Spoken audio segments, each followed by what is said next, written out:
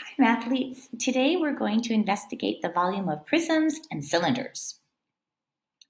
So you'll see some figures here, and I want you to think about what you see, what you think, and what you wonder. And you can pause the video here to take some time to look at these. All right, now let's move on. So when you're looking at this rectangular prism, how many 1 centimeter blocks do you think would fit in the bottom down here? Well, let's see what it would look like. Here's what it looks like in 1 centimeter cubes. And if you count them, 1, 2, 3, 4, 5, 6, 7, 8, 9, it looks like there's 9 blocks. Or you can think of it as the product of 3 and 3. Now, if we want to see how many fit in there, we have to think how many layers of these 9 blocks would fit in the rectangular prism. So I divided into layers 1, 2, 3, 4, 5, 6, 7, 8, 9. So there's 9 layers. So how many blocks fit in the entire rectangular prism? Well, we can think of the base, which is 9 blocks, multiplied by the number of layers. So I get a total of 81 blocks. Since each block is 1 cubic centimeter, we can say the volume of the rectangular prism is 81 cubic centimeters. Now let's use the same strategy for finding the volume of a triangular prism. So here's my triangular prism, and we're going to find the area of the triangle first. So the area of a triangle is half the base multiplied by its height. So here's my triangle. So I'm going to replace the base with 4 and the height with 5. And half of 4 is 2 centimeters, and the product of 2 and 5 is 10. So the area of my triangle is 10 square centimeters.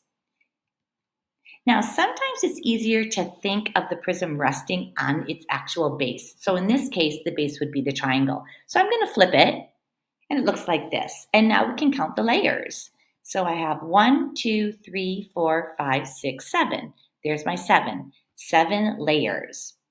So now I can find the volume by the area of the base multiplied by the number of layers. Since I know the area of the base is going to be the area of a triangle, because it's a triangular prism, then I would multiply that by the height. I figured out the area of my triangle already, and it's 10 squared centimeters. And I know that the height now is 7 centimeters. That's how many layers it fits. So the product of 10 and 7 is 70. So the volume is 70 cubic centimeters. Okay, let's continue on, but this time we're going to find the volume of a cylinder. So here's my cylinder, and again, I'm going to look at the area of the base. And in this case, my base is going to be a circle.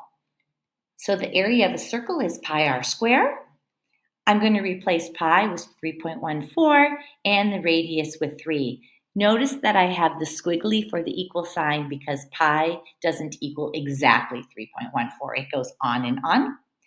Also, as a reminder that we are doing an order of operations or GEMMA problem here. So we need to do exponents before we multiply or divide. So I square my 3 and I square my centimeters, so I end up with 9 square centimeters. So 9 square centimeters multiplied by 3.14 is about 28 and 2600 square centimeters. So now I have my area of my base.